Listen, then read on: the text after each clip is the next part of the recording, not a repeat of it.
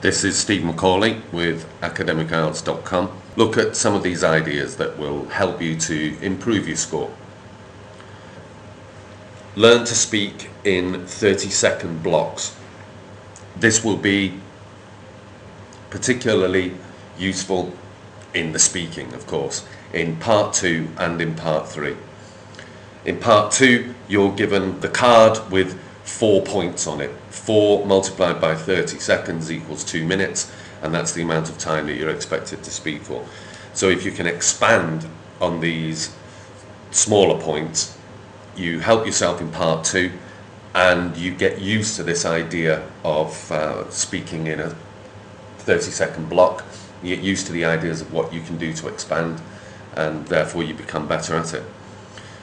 So expanding on a point, well, you want to be using the WH, what, when, where, why, all of those. This will also be of use to you in part 1. There you might follow what I do in my free time. So I play football. Why I play football? I play football because it keeps me fit. When I play football, I usually play football on Tuesday evening. Who? With my friends.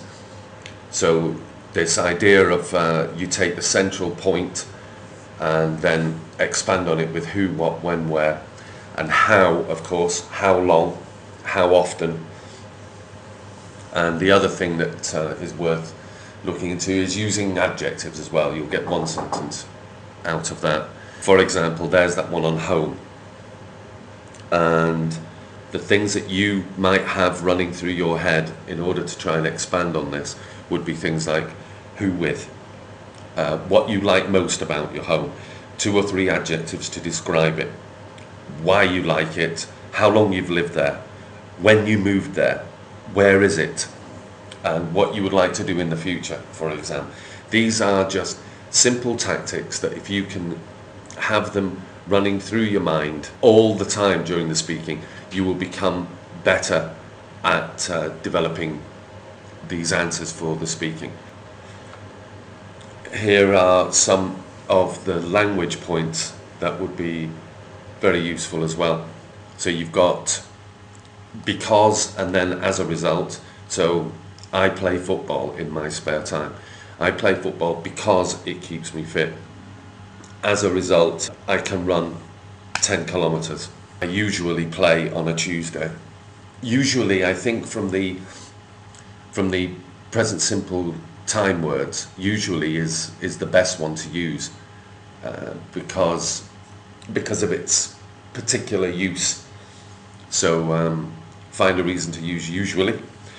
And there you go. What I like about football is the best thing about football. One day I would like to, that's always very useful because you can say pretty much anything. You know, one day I would like to climb Mount Everest. One day I would like to fly to the moon. Anything you like. And yeah, I like this one. It was a sneaky one I thought about one time. This would probably work in part 3, where you're probably speaking about more political, socio-political subjects. So, for example, the numbers speak for themselves. 30% of all children under the age of 15 are obese. Of course, if you can come up with several ways to express yourself numerically, then 2 out of 3, 9 out of 10, 90% of this would be a very useful one. You'll get quite a lot of mileage out of the numbers speak for themselves. Less is more. It took me years to understand this, and I don't expect you to be sat there now saying, oh, that's, of course. Less is more, always. In the IELTS, it means keep your language simple. Keep your structures simple. Don't use complicated and complex unless you really know what you're doing. You use simple language and you add little pieces, little gems that will stand out. So some of the lexical chunks that we're looking at on this one will be beneficial. Things like, as a matter of fact, on the other hand, on having said that, in my opinion, things like this. So you want simple language that's well structured with a couple of quality phrases thrown in to give it that edge. Another one that's worth thinking about, depending on what you're aiming for, 5.5 or 6 or something around there. So you might consider the 2-paper reading, and by that I mean paper 1 and paper 2, and just very superficially looking at paper 3. The reason being that the time pressure in the reading is, to most people, is really heavy, and most people find it difficult to finish all 3. As a result, I believe that they're not putting in enough of the right kind of effort in passage 1 and passage 2, and in fact very often are getting close to the answer but miss the answer because they don't give it that extra 5 or so seconds, because they keep telling themselves, I'm under time pressure, I have to rush.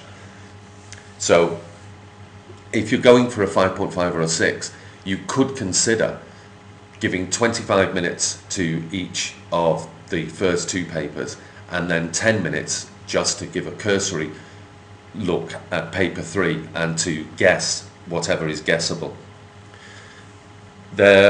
I'm not saying this is a good idea, but depending on your ability and the score you're aiming for, I think it's worth considering, because I think it can also make people relax slightly. They're not thinking about doing 3 papers in an hour, they're thinking about doing 2 and some guesses. And also, if they understand that what they're trying to do is improve their ability to score more highly in what are basically easier papers. So I think it's worth taking a look at and analysing as to whether or not you yourself may be a candidate for a 2-paper reading. On that, when you come to guess on paper 3, you should guess as everything being A or everything being B. That way you stand a chance of getting 1, sometimes 2 of them correct, and mark all of your other answers as all false. Again, you stand a chance of getting 2 or 3 correct. And apparently in the true, false, not given, not given is the least common of the answers, apparently. Scantastic. Yeah, I was wondering about creating a product called Scantastic. Improve your IELTS reading.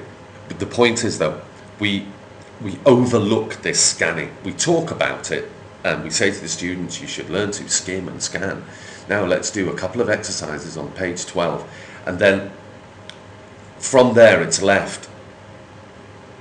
And it is an area that needs to be looked at better than it is, because if the students can understand the scanning and understand what is effective scanning, they'll improve their score in the reading. So there's ISIs.com, which will teach people to scan. Also, what is nice is you can take an IELTS reading text, copy it, paste it into the ISIs machine, and then ISIs will take you through how you could speed read that particular text. So it's an actual IELTS test. You copy and paste it, and ISI shows you how you can read it. Now, if you do that a few times, not that many, just a few, so as you actually feel yourself doing what is considered to be effective scanning, then this can only help you when it comes to doing the reading test. And it's only really by understanding it properly that you will get the full benefits. Then, of course, there's the library of lexical phrases that you need to build, because language is spoken in lexical chunks.